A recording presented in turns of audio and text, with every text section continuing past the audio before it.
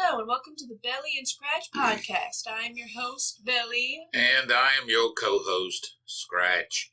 And today, it is technically the official Halloween episode. The official. Yeah, because we're filming it on Halloween. Definitely on Halloween, yeah. I mean, it won't come out on Halloween, but, hey, I mean, your little story about fighting that third grader's plenty scary for some of us. Funny, but scary. Scary in that, you watch a movie and you see these different archetypes acting in ways that you find unsettling. Sure. Like a demon baby that's crawling out of the crib trying to stab you with a hammer. Yeah. That's unsettling. Sure. Real life is scary. Yeah, real life is scary. And plus, it's always, you know what's so screwed up about that? Yeah. Is, here's the thing. I know there are, for example, like these medical TV shows like Grey's Anatomy, House MD, The Good Doctor, stuff like that. Which I know it's a far sight from what you have had to put up with. It's definitely more sanitary, though. Yeah, it's more sanitary. There's less showers taken. Yeah. There's also a lot less romance on the ER floor, just so you guys know. Romance? Yeah, that's out. Yeah, that's out. Now, there might be people who are married in the ER floor who are working together. That's totally different. No, you said romance. And that's fair. I didn't say extreme primal interaction. Yeah, that's fair. There's less flowers involved. A lot less flowers. But anyways, if you're looking for chocolates and flowers, that ain't where you need to go. First responder romances, quote unquote romances, might not be your avenue. Honestly, look, here's the thing. For a first responder, the most romantic you're gonna get is the paramedic giving you the joyride of your life. That's one way of putting it. Yes, that's their romance. I'm just telling you. What's the best way to romance you as a paramedic? Almost kill you. That's it. Oh, yeah. Because being a paramedic, crazy is a requirement. We got a stretcher in the back. I mean, what else is it for? Exactly. Anyways, a lot of horizontal business going on. Well, no, But you see things in these medical mostly TV shows, pseudo soap opera bullshit. Usually TV shows. Oh, yeah. And a lot of the times, those shows have to present themselves a certain way because all it takes, because here's the thing, there's always that one, there's always that one episode on there where you're like, what? That'll never happen. Hey, listen, Barbara, that shit happened. It's already happened. Probably like 5 times since you just said the sentence, that'll never happen. And these medical shows have to present themselves as lighthearted or semi-unrealistic, yet at the same time grounded in reality. Like, they have to present themselves like actual doctors and nurses in a grounded, real-life hospital encountering extraordinary circumstances that otherwise is like a billion to the nth power in one shot. Sure. Like, I remember one of my favorite episodes of House MD back when I still gave a damn and hadn't figured out what the plot was yet. Sometimes it happens. Sometimes you get caught up in good character writing to where you don't realize, wait, they're just recycling the exact same scenario every single time. Everybody's a liar. House is an asshole and right. You gotta have some good roll credits. Hard. That's it. That's that show. That's all House is. Pretty much. Oh, that's good. Anyway. And the characters have to be strong enough to carry that. Exactly, and they are in the first couple format. In the first couple of seasons, in the first couple of seasons, they are strong enough to carry it. Yeah. Well, once they started recycling out the original cast, it just kind of lost its luster. Nothing wrong with the new cast, but it's like you're putting too much on the lead actor. Right. Who, Peter Lorre? No. No. You know what I'm talking? I know you're talking about. Hugh Lord. Wait. Hugh. Yeah, Hugh something. Hugh Lord sounds good. Yeah. And you're putting way too much effort on him, and there's nothing wrong with that. He's a strong actor, but he's not, in my opinion, strong enough to carry an entire TV show by himself. Because the other, after a while, the other, like, supporting doctors and his crew, they were just kind of like, eh? Well, definitely in the early, when the story's so good because it's so new and it's so fresh. Sure. But, people are, hammering out different dynamics in their place and whatever they're creating. No, it's just what I mean by is all these TV shows have to present themselves in this grounded reality, encountering extraordinary circumstances. Because on the one hand, that creates conflict. Like, the doctors, we've never seen this before. This is like a myth. Because in one episode of House MD, some poor kid on this show contracted the bubonic plague and anthrax at the same time. Wow. Yeah. Now, here's the thing.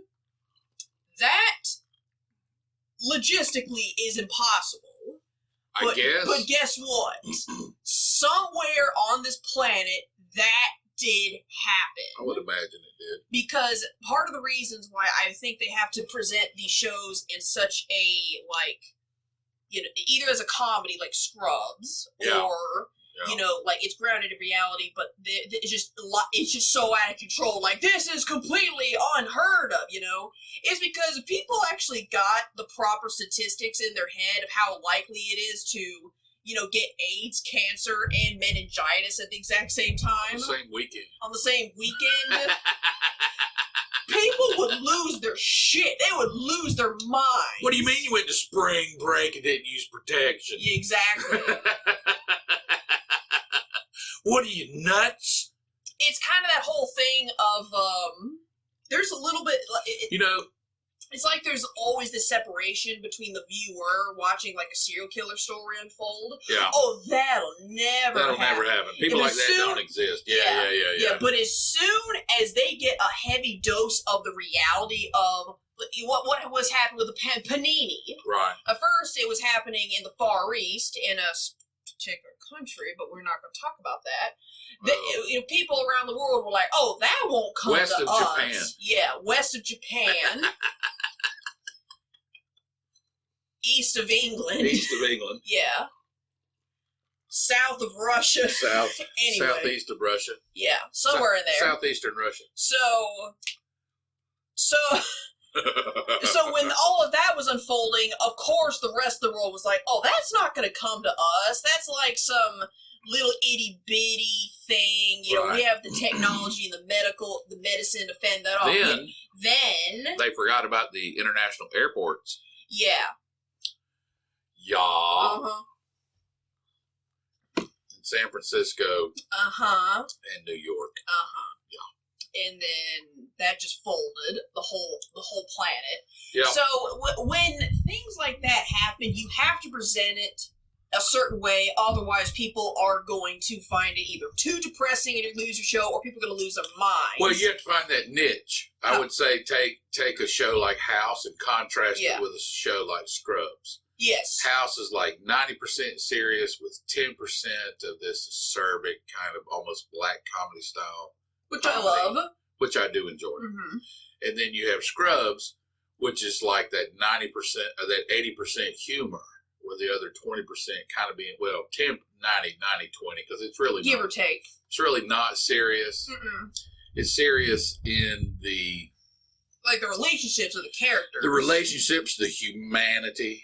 But not necessarily the pathophysiology. Yeah, I was about to say, in terms of, like, the actual patients, it's always like, I got a golf club stuck in my ass.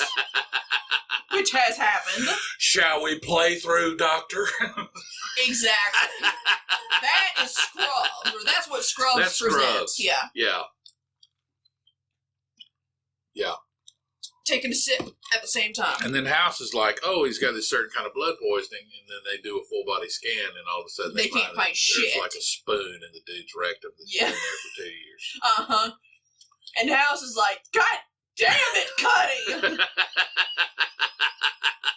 Why didn't I see these films before the surgery? What do you mean? At first they tell him, like, his liver isn't bleeding. And then House is like, and then House goes, well, then logically, if his liver isn't bleeding, he has to spoon up his ass. Spoon up his ass. I curse silver flatware. Mm-hmm. Oh, my God. Look, I'm drinking... Elementary Watson. That's exactly who House is. He's basically Sherlock and, House is basically Sherlock and John Watson if they had a kid. Because John Watson was a doctor, walked with a cane. Okay. Sherlock was a detective genius and an asshole. That's cool. That's good. So he's literally both of those characters. Yeah. Oh, that's awesome. And he's got an English accent, actually. He speaks with an American accent. Yeah, but if you know the accents, you can pick it up. Oh, yeah. Yeah. I should not have eaten this gum. This gum is making me salivate like a mother. Yeah. I gotta take a break. So actually, speaking of medical shows that make me ask questions about my reality. Yeah. I've heard about this show for years. Yeah. But I've only seen like various clip shows here and there because I was just curious.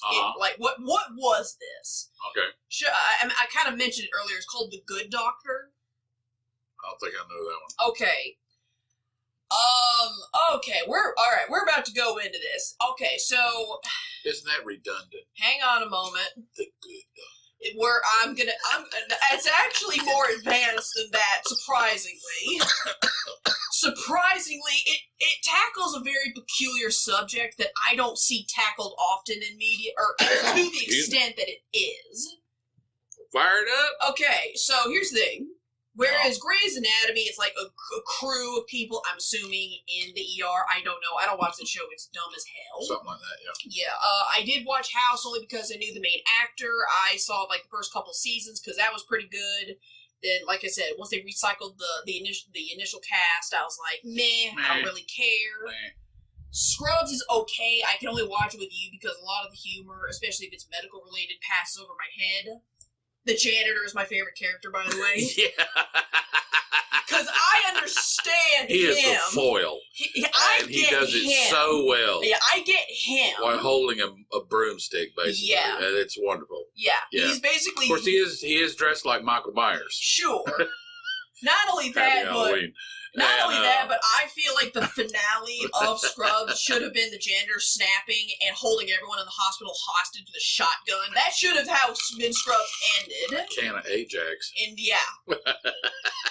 What's that asshole doctor on Scrubs? You know who the old one? Yes. Yeah, I know you. Are you talking about the young, snappy one? The snappy one. Oh, that guides the residents? Yeah. Yeah, he was Stan in Stan versus Evil. Yeah, that guy. Yeah, he does that character so well. I'm willing to bet if the janitor did snap, he would be the first to go. Oh, without a doubt. Yeah. The second person liable to go is the old doctor, and then the third is the main character. In that order. Just because he gets on my nerves. So, yeah, he's okay, but he's okay. He's like, hey, Zach can we... Braniff, something like that. And I'm like, hey, can we go to somebody else real quick? I need a break. Yeah. But anyway. Because he is so ugly. You just got to stare at him on screen, and he's probably the head writer if he's. Oh, he's definitely the head writer. Or one of the. Oh, he's like he's like Sam Sandberg. Yeah. You know, in 99. Oh, what's that cop show he does? Brooklyn Nine-Nine. Brooklyn Nine-Nine. Yeah, he's a great actor. I hate looking at him. I hate looking at him. But he's a good actor. He's great on The Lonely Island. He is the force, right? Yes. He's the writing force of that. And he is an extremely obnoxiously talented fellow. Yes. But when he gets on screen, it's like oh! Dude, come on. Dude, put a hat on or something. Jesus, no wonder you had to hire Terry Crews. Say what you want about Terry Crews, but I'm like, hey. Hey, if I look like that, I'd never wear a shirt. Yeah, exactly. I respect that. I respect that. All right, That's work right there. I respect it. For him to be that jacked to film all those Old Spice commercials. Oh my God! You know he had so much fun. He had so much fun. He had to have had so much fun. Yeah, my favorite one is obviously the one where they hook up all those electrode muscle pads to him, and he's playing his own orchestra with his abs. I don't even care if that's fake or not. I'm like, fuck yeah! All right. All right, whoever the marketing team for Old Spice is, they deserve some more Coke. The original Coke. No. Well, they got plenty of that. Fair enough. All right. I'm trying not to skirt around The Good Doctor. Okay. The Good Doctor. Okay, so the shtick with this show is the main character. Is it a drama? Yes. There's no way they could do this as a comedy and not get crucified. Okay. All right, The Good Doctor. Yeah. What it was originally caught my attention was I had seen this actor, the main actor of this. The character's name is Sean Murphy. Okay. The actor is like Freddie Whitmore or Freddie something. Right. And I had seen this actor all throughout like high school when he was doing the Bates Motel TV show, which I had not watched because I'm not that interested in the backstory. Oh, was he of Norman the young? Bates. Yes, Norman Bates. Okay. He was I know you're talking about that guy. That guy. Okay. That kid. Well, was I guess you'd have to be a strong actor to get, or actress, actor, or whatever, to score a role like that. Yeah. Oh yeah. They basically they set the entire series on his shoulders. Oh, sure. exactly. Yeah. And I'm not saying he was a bad actor. I just didn't have enough interest in the backstory of Norman Bates. Right. Norman Bates. Sorry, I'm mixing up Patrick Bateman and Norman Bates. Yeah. There's a reason for that. No, there is. I mean, that sort of storyline is not. I mean, I will watch it. Yeah, like we'll eventually watch Dexter once the hype dies down. Right. Sure. Well, it's like, I got a good friend of mine. Him and his wife and children dress up like zombies every Halloween. For The Walking Dead? I guess. Sure. That's where it comes from. You know what? That's their thing. The guy. Yeah. And that's just his. That's his thing. That's his thing. It's not my thing. Yeah.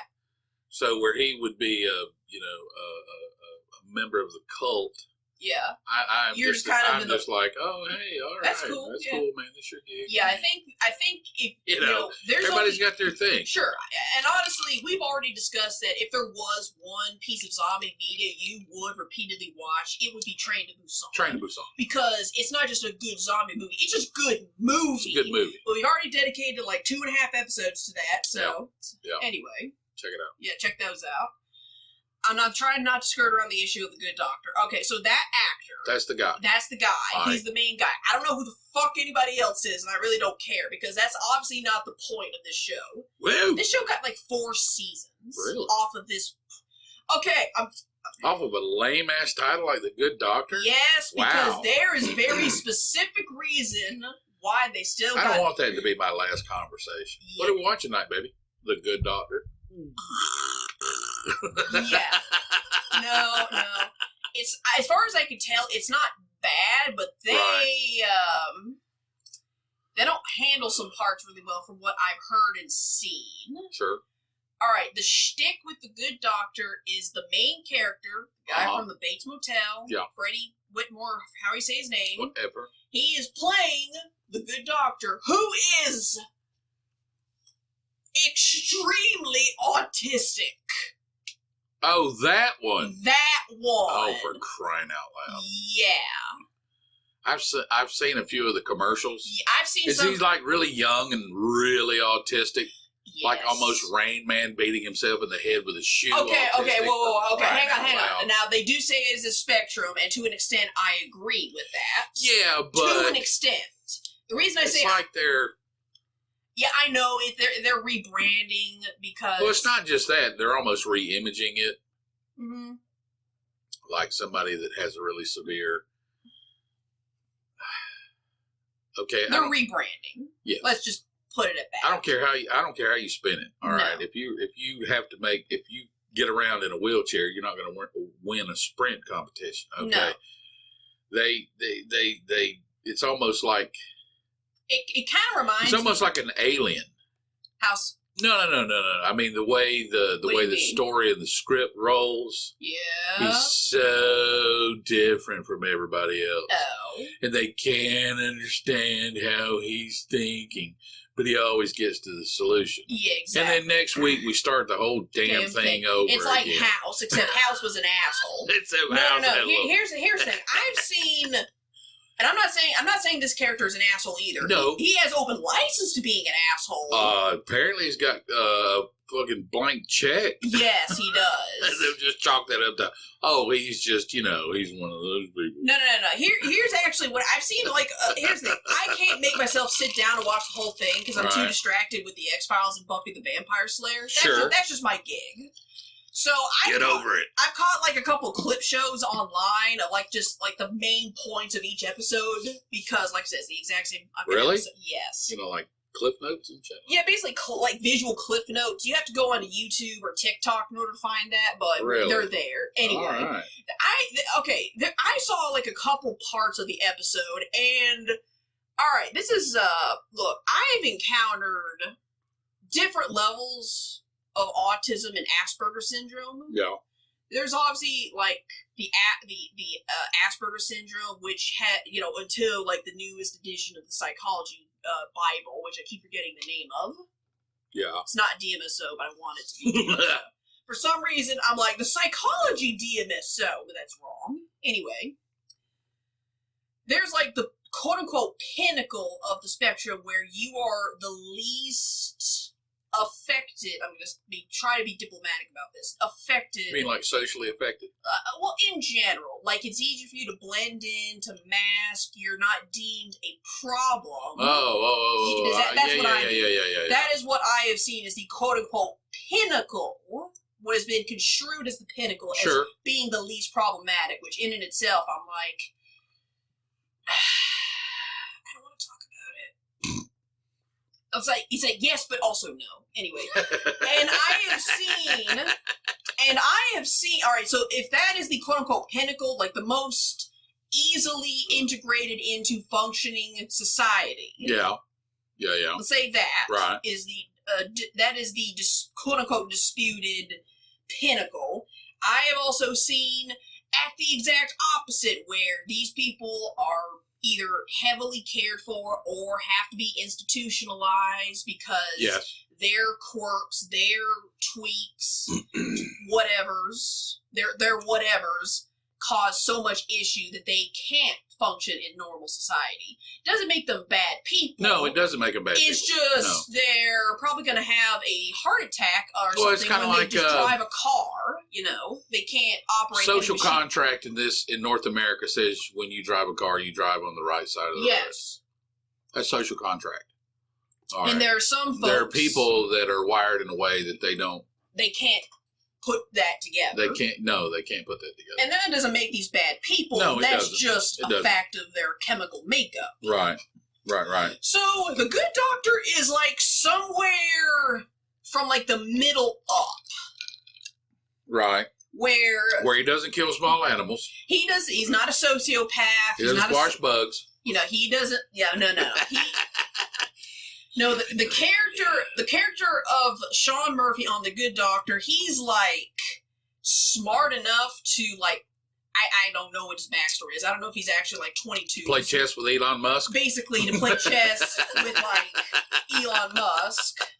All right. He's smart enough to do all that. He's smart enough to just cram all this information into his head, which that's pretty common, to be honest. Sure.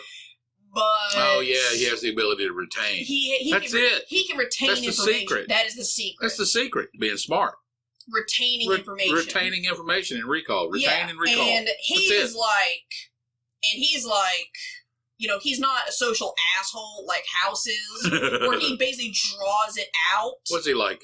Whoa, wait a minute. He's like House Jr. If House Jr. was heavily autistic, then yes. Now think about this now. House, he learns the social structure and social faux pas. Yeah. And he becomes self-aware of it. Not quite. And it annoys him. Yeah. That's why he acts the way he does. Yeah. But he still has the compassion that goes along. Yeah. Good Doctor's not quite like that, where he has like no frame of reference for any social cues or anything. He also talks like Rain Man a little bit. His cadence is off. And even as someone who's been around folks like that, I'm like, what the fuck are you doing? Is he pulling like a Forrest Gump over there with the cadence? Without the Southern accent. Oh, okay. A little bit more robotic and with no Southern accent, no Alabama accent. All right. A little bit it's a little bit in the range of Forrest Gump, where the cadence is just off. He talks like he's trying to be a Vulcan. Good luck. Exactly. And he'll just roll up on a patient, like look at him for like 2 minutes ago. They have osteoporosis, and then just fucking walk away. And I'm like, you just gotta lean into the vowel. Osteoporosis. Yeah, and then he just fucking walks away. He basically explains what the problem is.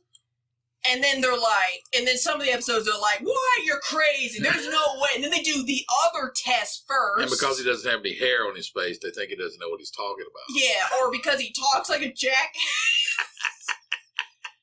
But at the same time, I've met people who do that. Right, yeah. right. So the problem with The Good Doctor is, on the one hand, I have met people just like him. Not quite doctor level, but in terms of personality, they will just pop in the room, just drop a bomb of truth that is not socially acceptable to do, and then just fucking leave. And they're not trying to be a jerk. They just operate like that. I operate like that. Yeah. Yeah, he will just show up and say, like, you know, he'll just say, like, they have anthrax, and just leave. And everybody's like, oh, shit. Yeah. Excuse me. And I'm just like, what? But on the other hand, on the one hand, this is a somewhat accurate portrayal from what I've personally seen. But on the other hand, I'm like, does this venture into the territory that was once covered by Tropic Thunder? How so? The scene, never go full retard? No, never go. I'm wondering, like, is this actor going full autistic? I see what you're saying. Does that make sense? I see what you're saying. I'm like, are you going full autistic? No, yeah. For the largest percentage of the audience, you have to have relatability. Yeah. And obviously not all autistic people operate well, like it's kind of like the whole Superman thing. Sure. You can't relate to him being, picking up, throwing cars and, bullets bouncing off. You can't relate to that. But it's the whole humanity that surrounds him. And how he responds to it that makes you sympathetic to the character. Sure. I can respect that. So, does he ever come down off that palace wall? What do you mean? Well, I mean, is obviously, there's this, hey, this person's got anthrax. Yeah. So that puts him pretty high up there. Yeah. To be able to deduce that sort of condition or situation or whatever the script calls for. But the relatability of the character, where's the humanity that makes people go, either feel sorry for him or want to be like him? That's usually one of those two choices. Well, I think would be the largest percentages of how people would relate to the character. Sure. Now, obviously, I can relate to him just on the aspect of I've met somebody like this portrayal. Right. Right. They're not a doctor, but in terms of personality and how they go about themselves, that's fairly accurate from what I've met. Right. But part of, now mind you, I have not seen the show. I've only seen like various clip shows because I am legitimately interested in like the general idea of it. Right. But as far as actually sitting down and watching the entire hour episode, I'm like, no, I'm good. Right. Like, there's only so much of awkward Spock over here I can tolerate.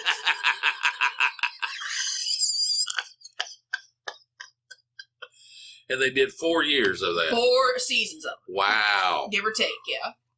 And here's the thing. This mother is a genius. Yeah.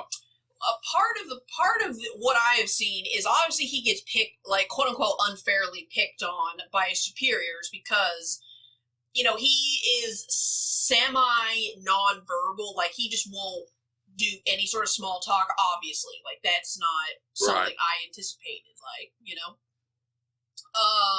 he actually was trained to be a surgeon, but, he's, like, not allowed to be a surgeon because of various standard autistic tweaks, like not liking intense fluorescent lighting, does not like to be touched, etc., etc.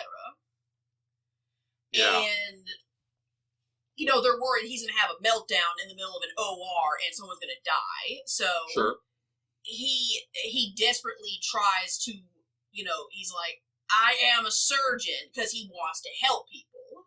Sure. Not to prove his intellect, because that's House's thing. Right. From what I've seen, it's not purely this guy's ego, like House. No, it can't be. Because him, it's pure drive of, I want to help people, but this is who I am as a person. Right. Because I remember this one clip show. I don't know what this person's problem was. But for some reason, I don't know when this took place. This is, like I said, just a clip show, because I'm just gathering intel at this point.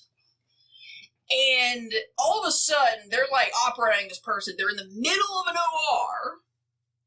And all of a sudden, Murphy, the main character, the autistic guy, the good doctor, he is like looking at whatever, he's looking at inside this person. And he's just wigging out like, no, can't do it. And he fucking leaves. So obviously his team goes after him like, what the fuck? Dude, get back here. And he goes into like the x-ray room. The x-ray room. Yes, the room all full of x-rays, whether or not it pertains to the fucking surgery or not. Anyway. Right. And this guy is like, I give the actor props. He is trying, because from what I've seen, he like goes into the x-ray room. The main character, he's like sweating. He just looks like he had just been profusely crying. His eyes are all bloodshot and purpley. And his team are like, breathe, tell us what the problem is. And he, after like 5 minutes, and finish sewing this guy up. So essentially, what happens is snapper head. Yeah, they essentially have to. They get the main character to calm down enough to where he can breathe properly. And he tells them about this Japanese technique on how to save the patient's life, but it's too complex because the information's hitting his brain all at once. He doesn't have a thesaurus or something. I don't.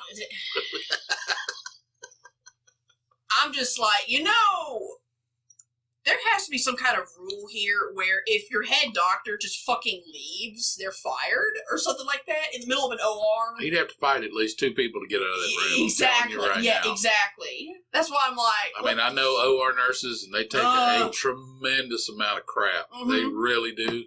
God bless them. Yes. But when it comes to whether that patient is going to live or die, you motherfuckers staying in that room. You better get your shit together, pal. Yeah. I'm going to tell you that right now. Yeah.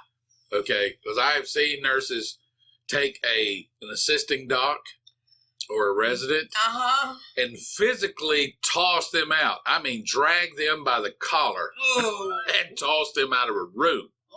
Okay, and anybody objects is going to get a fuck you. He was doing this and blah, blah, blah, and you need to shut the fuck up. They will.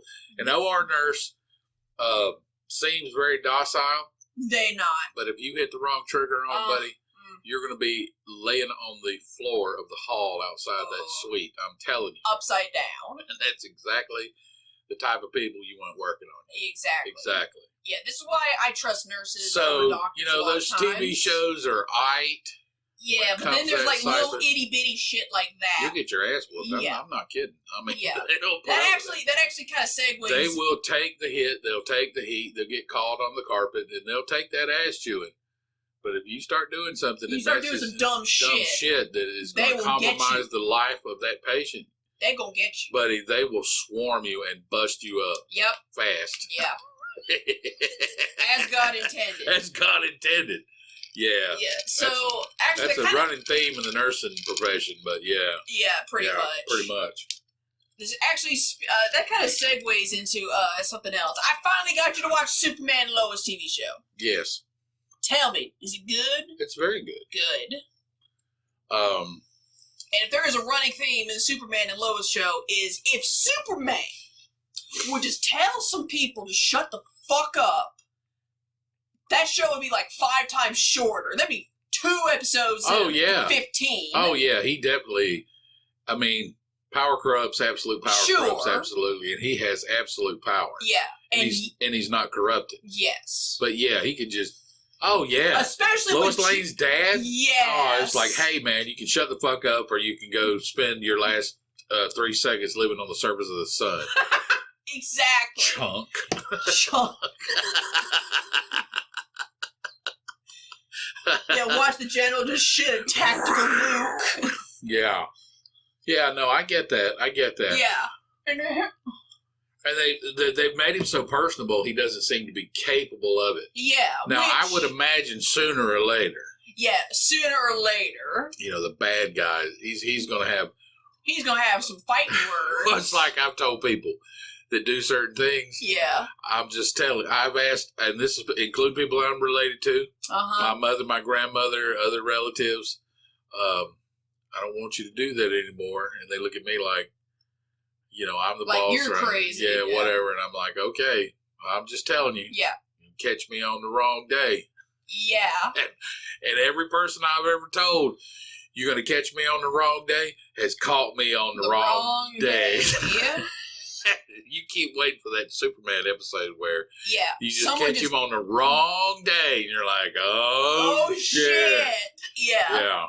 Yeah, because here's the thing. I love that they casted that show perfectly. Oh, I thought they did extremely well. Yeah, they got Lois right. They got Superman right. I think the troubled son's a little too pretty. They got lipstick on him or something.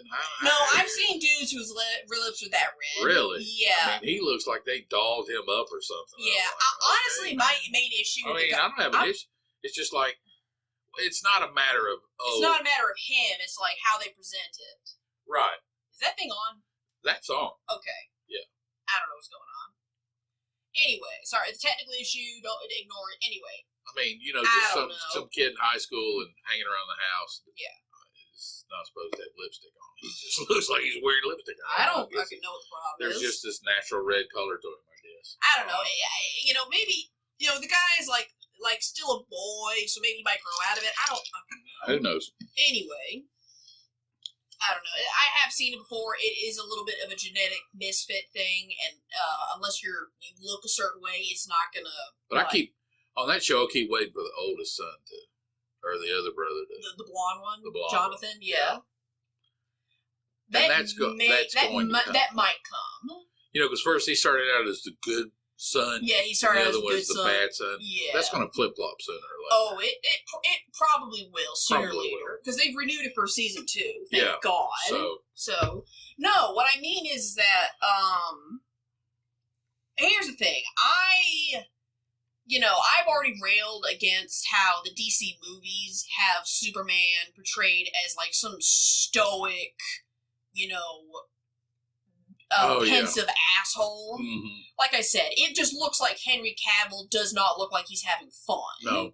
The whole time.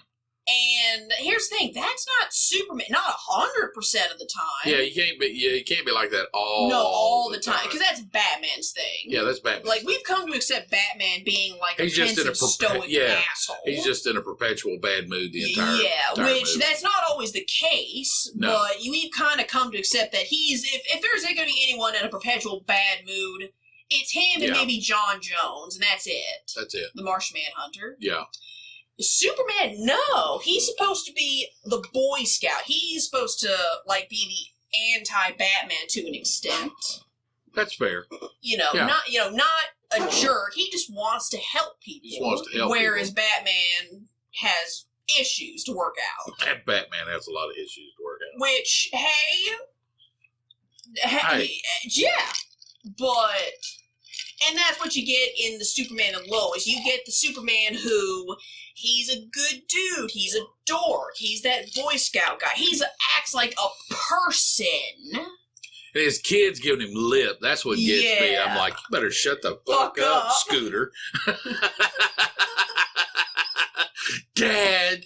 Like, here's the thing. Why don't you tell me I could fly? That's the only thing. That type of thing just makes me cackle.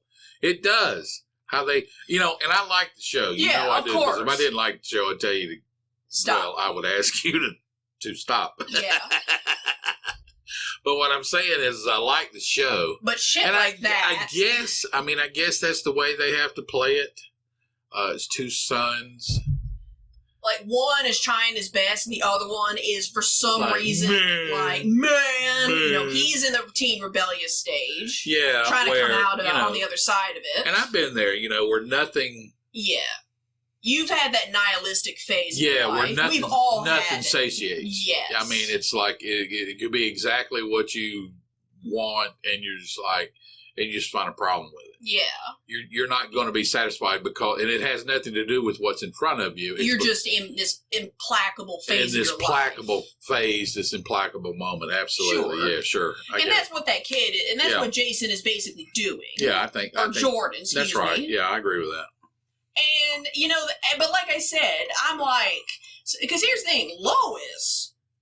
If between the two of them, unless you're breaking the law, between the two of them, if there's one of those parents that's liable to whip somebody's ass over shit like that, it's Lois. I mean, and she definitely is the strongest character in the cast. Yes, from my perspective. She has to be. She has to be. Okay, because she has to deal with all the fallout. She has to be the one that cleans up the mess between the dad and the sons, the three guys. I don't think they really push that narrative to that definition. No. Although, who's to say? And plus, the other good thing is the writing has, she has to be this strong character because her husband is basically Superman, and he does not give her grief. No. He does not, he dopes on her, he loves her, but he does not give her any shit. He's constantly in this conflict of, should I have told her? Yeah. Or should I have told them? Yeah. Yeah. Should I have, and I don't think, and obviously this has to do with being a parent. Yes. There are things about being a parent or being a human being that you're not trying to be fake or false per se. But sometimes things are kind of left unsaid. Well, if you don't ask me, I'm not going to tell you. Yeah, exactly. If you don't ask me specific questions, I'm not going to tell you. That's fair. I'm not going to certain information I'm not going to offer. So there was information that he had, and he basically saw life situation put him in a position where he thought that was a viable solution to what was going on. And he's asking whether or not it was a good idea. And I'm gonna tell you something. As a parent, I mean, you're constantly making those types of crossroads decisions, and you're constantly second guessing yourself. And the reason is, it's not because you're a buck up; it's because you care. Yeah, it's because you care. It's because you care. Yes. Okay, and you will even when you see the fruit of those labors, it'll just give you a certain amount of peace. But there'll always be, could I have done something? The lingering doubt. The lingering, could I have done something better? And that's something that you have to work on as an individual. And they show that extremely well. I think they do. But at the same time, I am also a firm believer of, you know what? Batman may be the stoic, solemn asshole, but I believe Superman is allowed to have bad days. And throughout the entirety of the first season, I was like, I am waiting for this bad day. The day when, he's just overwhelmed and can't do anything, and he just loses his fucking mind. They get to it. They do it a couple times where he almost gets there. Right. Or he almost smotes a motherfucker. It's like, Yeah, no. I don't mean smite. I mean smote. Right. There's a difference. Smoteth.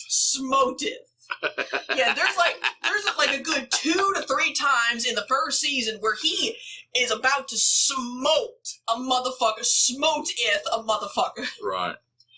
And I'm like, oh, come on. He wants to keep, I know exactly what's going through his mind. He wants to keep his humanity and the trust that he's built up. But at the same time, it's like, tell General Lane to shut the fuck up. Tell him to shut the fuck up. I'll tear his arm off and beat him to death with it. Just stare at him really, really hard and make him be quiet. Yeah, just for a weekend. Mm-hmm. I don't think that's too much to ask. Yeah, just spend like 3 days staring intensely at General Lane. He'll figure it out sooner or later. You don't have to say anything. You just stare at him disapprovingly. Yeah. I mean, and you have to do that with a character that's invincible. Oh, yeah. You know, you have to do that. You have to give them that. You know, they're like, Clark fucked up again. Yeah. You know, the standard dad rap. Yeah. You know, or you made a mistake again. And that happens, and that's okay. Happens, but... It shouldn't be the focal point of a storyline. No, not quite. No, General Lane eventually gets his shit together. So, you know, trust me, they do resolve this. You know... And... technically, Superman does have the bad day, except they cheated at it a little bit. I'll see. You'll see it. Because I was like, oh, come on. It's not even his bad day. That's cheating. Yeah, it's cheating. Like, it's not even his bad day. It's like... well, it's kind of like one of those dream sequences that find themselves in these like shows. They wake up and it's like... Oh. It's like, oh, the entire last season never happened. Yeah, and I'm like, man, fuck you. That only works in certain situations. That's right, that plot device. Uh-huh. Like, you know... Bob Newhart. Yes. It's like the entirety of the Newhart show was a dream. A dream. Sure. Why not? It's Bob Newhart. It's Bob Newhart. The Wizard of Oz, that was so drastically different from the intro that, you know, of course she wakes up from a dream. That makes sense, you know, because it was very dreamlike, you know, in The Wizard of Oz. Right. You know, she's on a fucking farm, and then she wakes up after the... not even really a dream. It was probably... hit by a chicken coop. Yeah, she is hit by a chicken coop, goes into a coma for like 6 months, and she dreams up the entirety of The Wizard of Oz. There we go. There we go. Yeah. And that's basically... That's a plausible plot. Plausible, yeah. But otherwise, no. No, not really. Yeah, otherwise it doesn't work. And... it's not a dream sequence, but there's something like that in the first season of Superman and Lois, and where I'm just like, oh. But does it work? It fits with the plot, but I'm like this. I'm having this weird conflict where they kind of cheated to where Superman is not like lose his fucking mind and beating the hell out of somebody. They have this weird excuse of. Yes, but no, and also, it does fit with the plot. Huh? Yes, but no, but it does fit with the plot.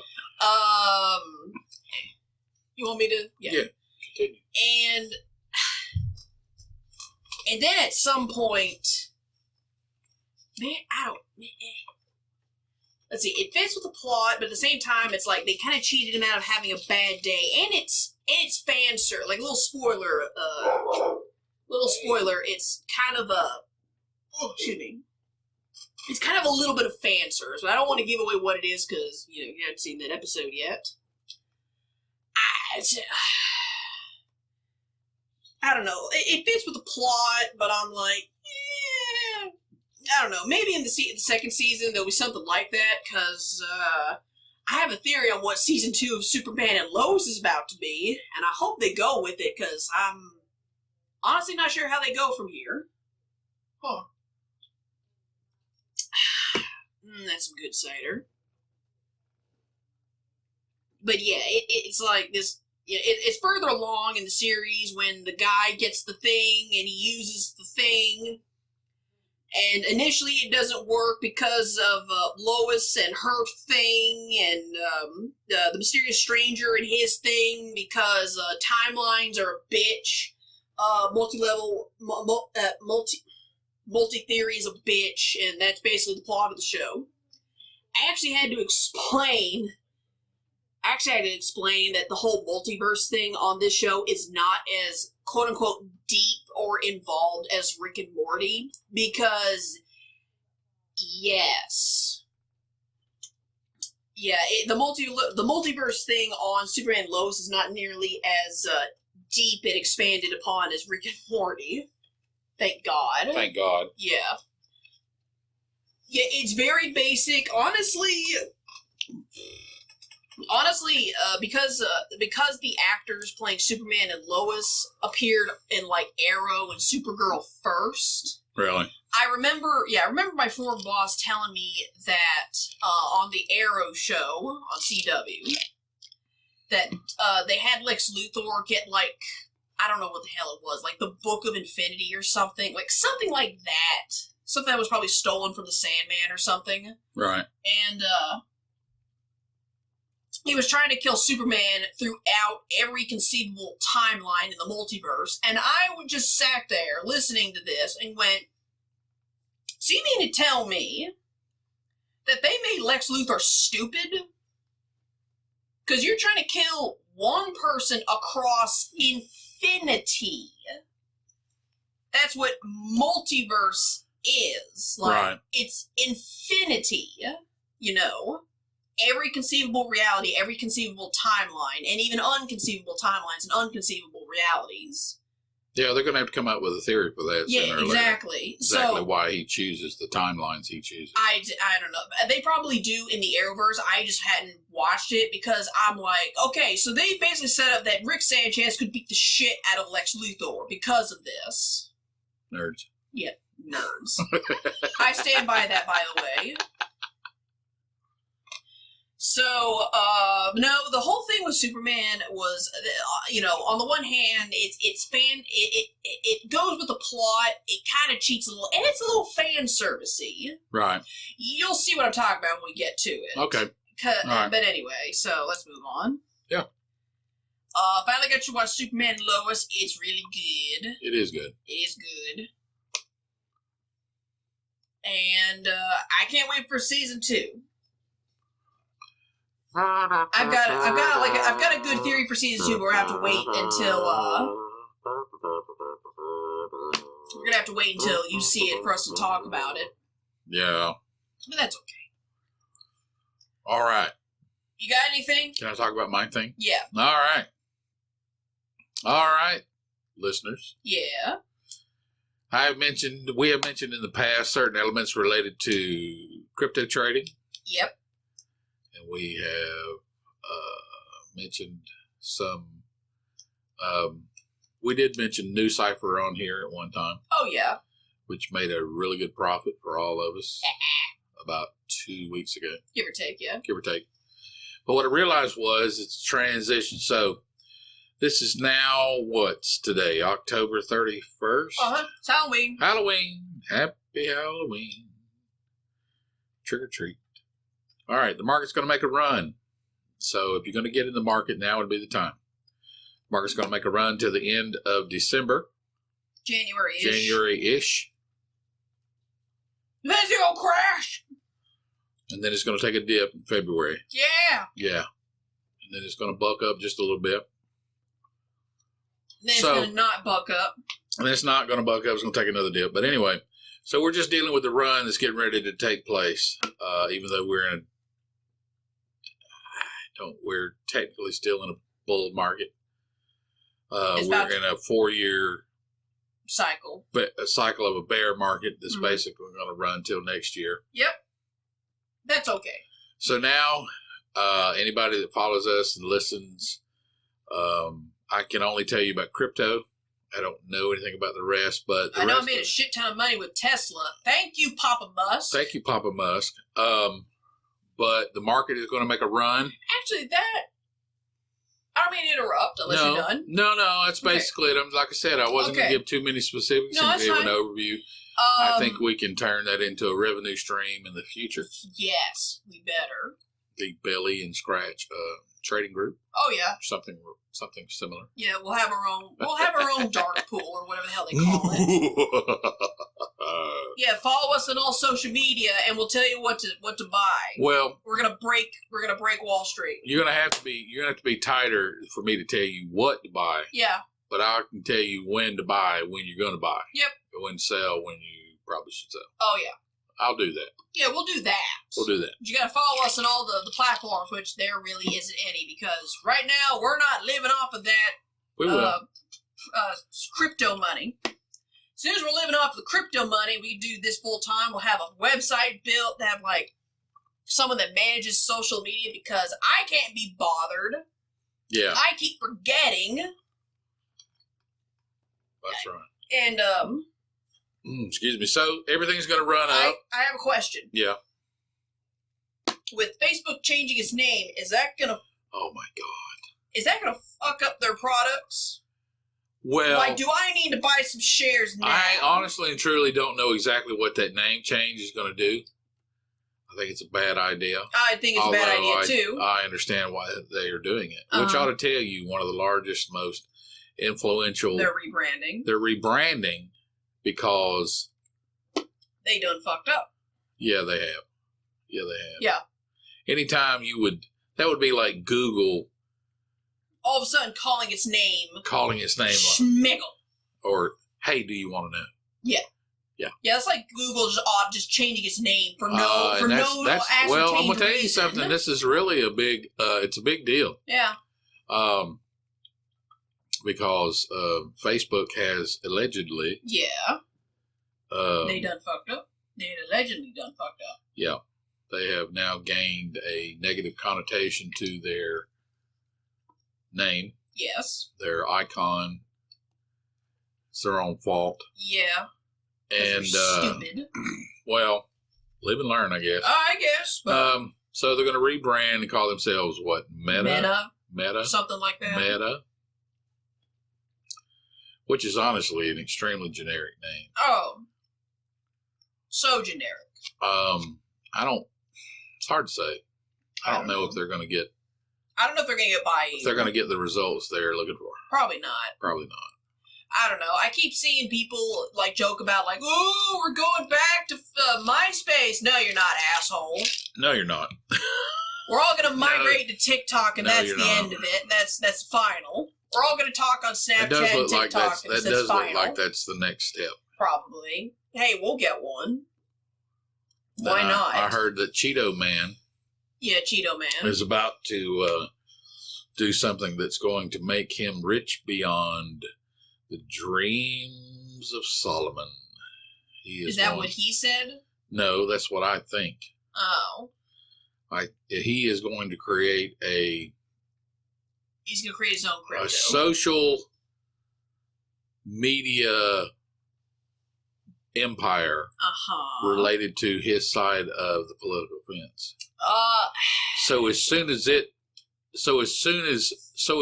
starting bell rings, sure, there's going to be 50 to 100 million people that are going to sign up like that.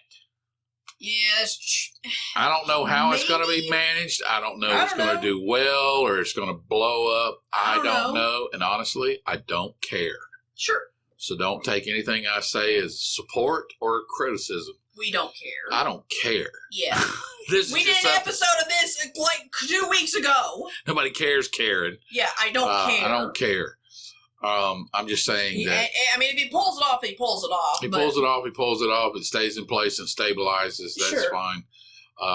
If not, that's fine. I don't care. I don't care. We got better stuff to worry about. I'm just saying that's going to be a new player on the field. Fair enough. So it's going to get interesting next year. Mm-hmm. Really is. That's what, I'm also 2022. Something like that. Something like that. Yeah. Actually, once we are basically financially stable, I do plan on like taking you and I onto like Twitch streaming, and we just play video games. Yeah. And by we, I mean you. Oh. Yeah, I'm basically going to put the game on the easiest setting and let you play like Doom or something. Doom 2016. The lamp's running away. You got to shoot it. I don't know. Basically, we just talk. In my days, all the zombies were Nazis. That hasn't really changed.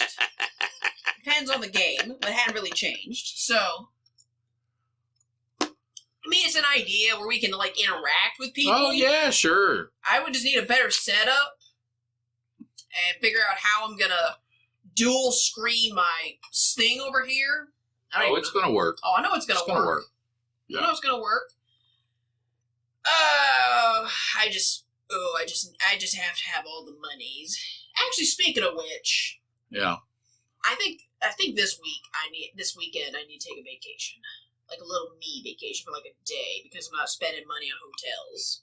Okay. And God forbid people find out I'm living in my car. Because in spite of my recent success as a personal trainer, I got another client. Right. I'm very happy. Right. Because that'll spread word of mouth. Sure. And I've had my first client. She said she's going to bring in her friend in, which is 3 people on the books. Right. And I'm happy about that. And I've got my driving around. And of course, we got the train thing going on. And I'm just like, why am I having these weird existential things of I feel like I should be doing more. I feel like I should be in a different, place in my life. But at the same time, it's like, where am I going to go? Right. It's a panini. Right. I would say this is like this is just so unprecedented. Okay. I don't know who I'm the only person that I know that's doing this. This is the way you got to look at it. Okay. All right. It's like trading the market. Yes. If you're able to make money in a down market, you're okay. Yes. And right now we are learning to make money in a down market. I see. So sooner or later, mm-hmm. when things turn around, if you learn how to make money in a down market, it's easy to make money in an up market. True. And you make a lot more. Yes. So you're learning how to function and survive in a downturn. Fair enough. And it won't stay that way forever. Sure. I know it's easy to, but it's, grandfather say it not rain every day. Yeah, exactly. Okay. It will turn. Eventually. But it will turn. Yeah, there's nothing wrong with that. Nothing wrong with that, yeah. I don't know. I'm just still hung up on the whole thing of I'm the only person that I know that is, it's one thing to not have like a traditional time clock job. Right. And not care, Right. Like, you don't care what happens, because, this is the era of the Great Resignation, of which I was a part of, right. Uh-huh. And, I'm doing my driving around stuff, I'm doing the personal training, which is technically not a time clock job. It's basically just I show up. Right. With, person A works out for about an hour, and then they sign up on a sheet, and then they leave. And I get paid a lot of money for that, thank God. Selling services, and I think I'm a pretty good trainer. Sure. Because a lot of the trainers at where I'm at, they're that traditional, drill sergeant, especially my boss, who I love her to death, but she scares the shit out of me. Uh-huh. As I've said many times before. Many times. Yes. And I do mean it. I legitimately mean it. Right. But I seem to have taken not the very gentle approach, but the gentler approach. Sure. Like, you gotta do this, think of the benefit. I'm the carrot trainer. Right. You're not the blacksmith trainer. Yes, I'm not the one that's trying to beat on you until the shoe horse. Yeah. Yeah, I got you. Because some people, apparently, I kind of figured it was a good idea to have that in my arsenal already. Because a part of the stigma of personal trainers, I'm going to phrase that. There are 2 stereotypes of personal trainers that I personally come across. There's the personal trainer that's going to sleep with your spouse. Oh, yeah. Like, that's a big thing. Yes, it is. And that spooks me a little bit. Because I'm starting to get worried that at some point I'll get targeted like that. And I'll be like, I will stab you. I am a professional. That's right. I'm a professional. Yeah. I may be whacked out of control sometimes, but I am still a professional. I don't need your money that much. And then the second one is like just the drill sergeant. It's like, gotta keep going, go, pushing, count all the reps, make sure you did everything perfectly. Right. And those are the only 2 stereotypes that I'm aware of for a personal trainer. And so I decided, hey, what if I didn't do that? Did take the easy way? Or not easy, the less strenuous way? Yes.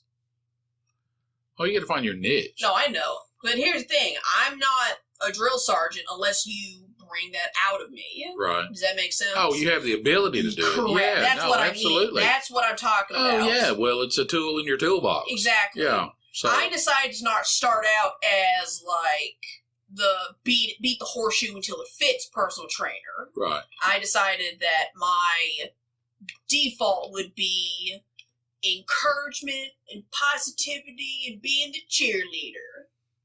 Like, yes, I'm going to push you, but think of the benefits. You know? Right. Because one of my clients, she's also a belly dancer like me. I said, triceps are the secret to sword swings. I'm telling you. And Sure. they are. Yeah.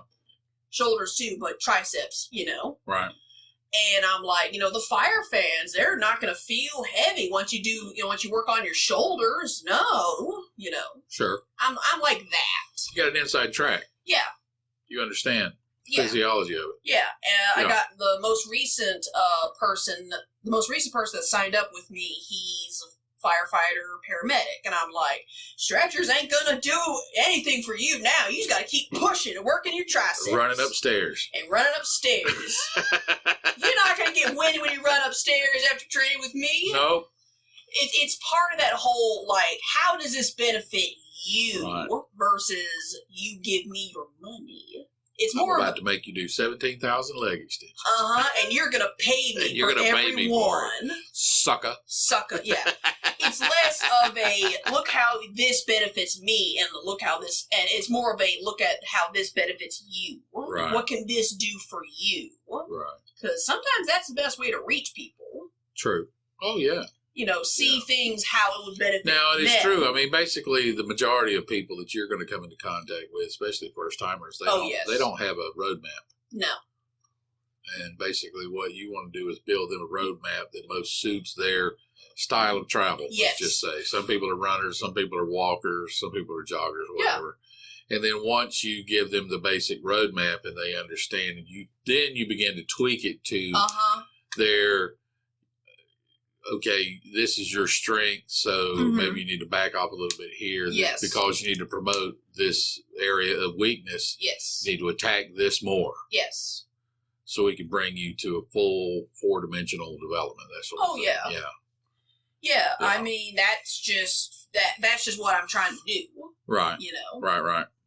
I even have an ex-coworker of mine who, if he ever decides to sign up, I'm going to make him suffer. Right. Because he's a gym rat. He already knows what to do. Right. Right. He already knows. I can tell you from your style of training, I've trained you and I've trained a few people and your brother. Yeah. Sort of kind of. Dipping the toe in this style of training. Sure. And it stimulates the muscle from a completely different perspective. Oh, I know. And it roughs a lot of people up. It really does. Yeah, the secret is time under tension. Yeah. That is the secret. Yeah, that's the secret. And somehow, not a lot of people do that. No, they don't. They don't. I know they don't. Yeah, and I don't know why, but I would say 80% of the people in gyms today don't. No. No. Quite. Well, here's why. Because what's popular is not always the most efficient way to do something. Sure. Okay. I just have this gym rat coworker who he knows how his body works. He's found the diet that works best. He's found the workout routine that works best, and all that fun stuff. And you can take whatever he has. I'm gonna basically just make him like. I think we talked about this a couple podcasts ago, where I just make a list of 20 moves. Right. You got to roll a d20 to pick which one to do, and then you get a deck of cards that tells you how many reps of that move you're doing. Sure. I call it high roller. Sure. There's probably another name for it, but that's what I call it. That'll work. And I make him do high roller. That's cool. It's basically cardio weight training. Right. With a little side of circuit training. Yeah. With a little distraction with the dice and the cards. Yep. And that's what I make him do. Because I know he's not no bitch. Nope. So, I don't know. I just keep it is something I would like to work on for me personally. Just, I'm like, why do I need to have this existential dread? I think it would be more along the lines of you're just trying to cut a sculpture out of a piece of granite. Sure. You're just trying to. I'm doing something that I personally have not encountered before. Well, I mean, and a part of it is you got to learn your way into it. True. Mm-hmm. We're experiencing a lot of that. Yes. With the training, with the podcast, with the trading, we're kind of learning our way into basically a new way of making money so we can live. Right. Money is not the root of all evil. Money is a resource that is to be managed, like food and water. And food and water. And anyone who says otherwise is trying to take your money. It's trying to take your money. Yeah, I mean, I remember... you need food to live. You need oxygen to live. Yeah.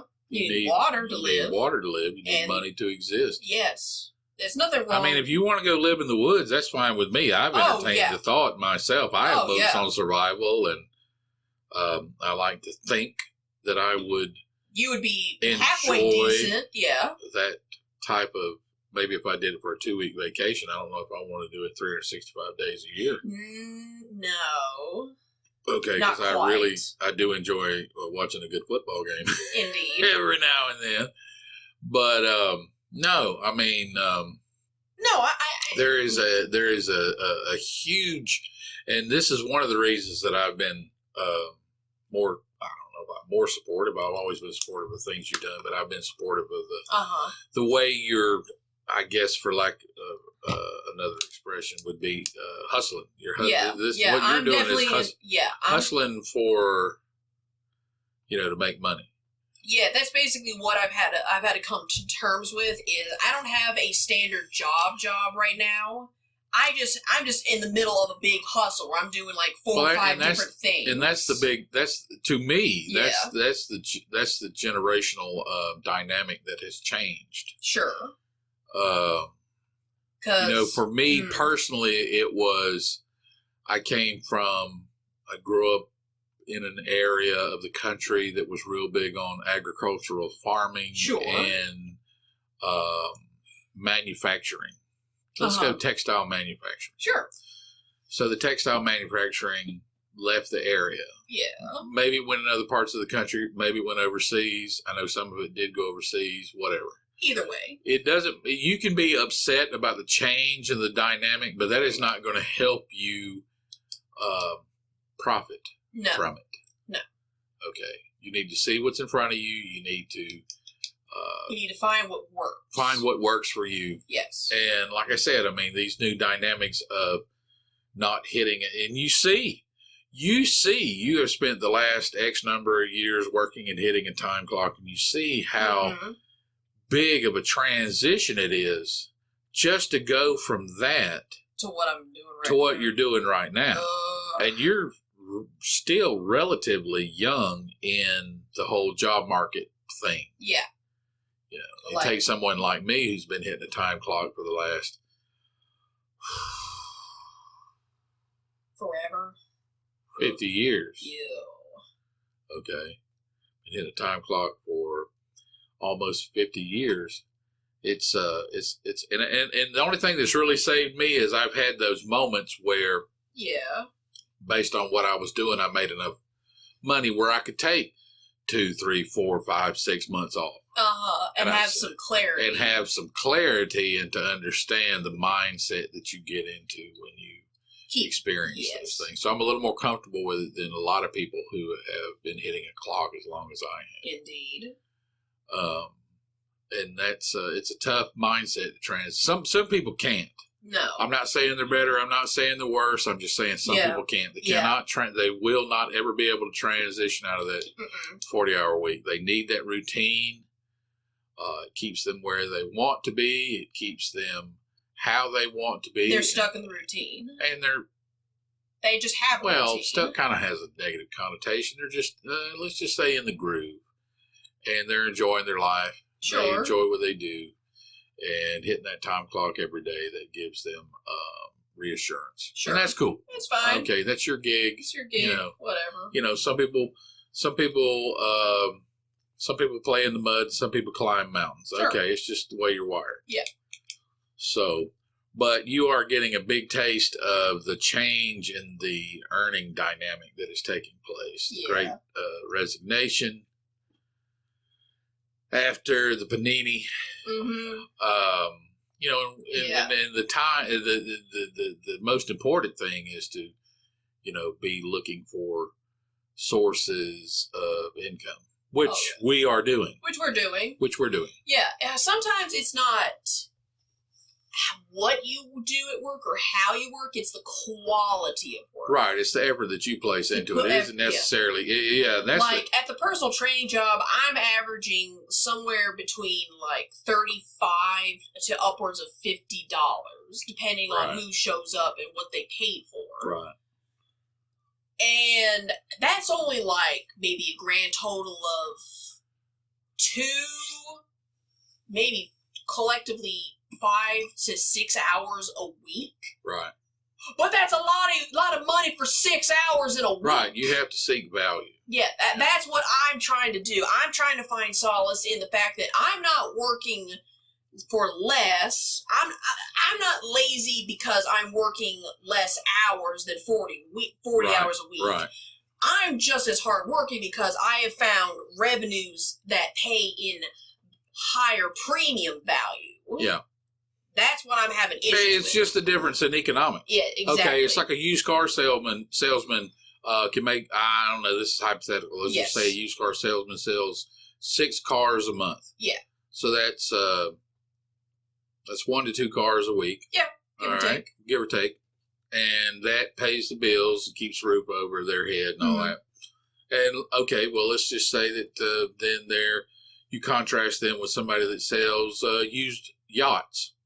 Yes. And they only have to sell 1 yacht. A month. To maintain that same level of standard of living. Yeah. Okay. That's all it is. Yeah, that doesn't make them less. That's all it is. It doesn't make them less. It's the same skill set. Just a higher premium value. It's just a higher premium value based on whatever product or service you're pushing. Yes. That's all. That's it. That's it. That's all it is. There's nothing wrong with that. Nothing wrong with that. Yeah, I'm just trying to find solace in that. Yeah. You're just getting used to it. I'm getting used to it because there is growing pains with it. Yeah, there is, and I expected it. But honestly, after my last job at the massage parlor, I don't think I can ever do retail ever again. I can't. I understand that. Like here's like how murphed up that short time in that parlor did to me. I would much rather take my old job at. I can't say their name because I've kind of talked some shit about them in the past. Sure. It's just a nice place to stop on by, get some merch, and, some games. Yeah. And one of my old coworkers, she actually got to be a manager of the store I used to work at. Right. So she runs the show. I could probably, if push came to shove, I would much rather drop my resume off there and do the interview again and get my old job back. Right. Rather than go back to that massage parlor. Sure. Where I got to sit down and do next to no work. Yeah. And I'm like, you realize you murphed me up so bad, I would much rather go back to my old job. Post-traumatic stress disorder. I wouldn't classify it like that. Yeah, well. Yes, but no. I'm just like, I will never step foot inside another one of these things ever again. Gotcha. So. Cool. Yeah, I mean, push came shove, I would do that, but I don't have to do that. Nope. And I'm happy. You gotta do it. Yeah. Thank God. Yeah, so that's just me. I just need a vacation this weekend so I can just go and get out of my own head. You see? Yeah. You know how it is. I do. And I don't, I'll probably just chill out and a little bit up north. Sure. You know, something like that. I don't know. I'll give you a recommendation. You go up there and check it out. Oh, yeah, I will. I'm just like, man, I just need a break. Because I have the ability to do that. Right. So. Cool. I'm running out of steam. You got anything? No, I'm good. All right. You want to call it? Yeah. All righty. All right. I hope it wasn't too much of a downer, I guess. I don't know. You're fine. Yeah, me talking about my personal problems. Right. Man. Yeah. All right. Well, that's it, folks. That's it. I was your host, Bel-E. I was your co-host, Mr. Scratch. And we'll see you guys next Tuesday. Next Tuesday. Bye.